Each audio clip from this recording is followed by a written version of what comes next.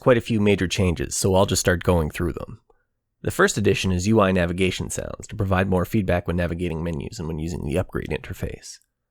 In addition to that, separate controls have been added for sound effects volume, voice volume, and UI volume alongside the existing music volume control. There are several major changes to the actual gameplay as well. There's a support carrier that the player ship launches from at the start of the level, which reappears upon clearing a level to upgrade and repair the player ship and warp it to the next level.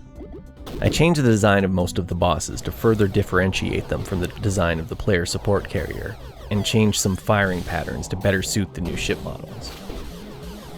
I fixed the bug where projectiles were impacting the invisible AI logic spheres around a ship, instead of the hull of the ship itself.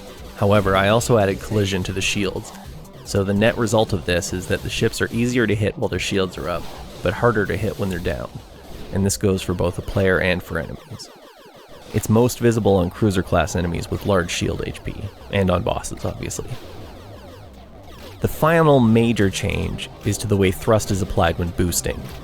Instead of locking in a direction when you initiate boost, the direction of boost thrust is recalculated every frame based on your left stick direction, so the total amount of thrust is unchanged, but you can now, for example, snap the stick in the opposite direction at the end of a boost to sharply cut your momentum to avoid an incoming wall of bullets.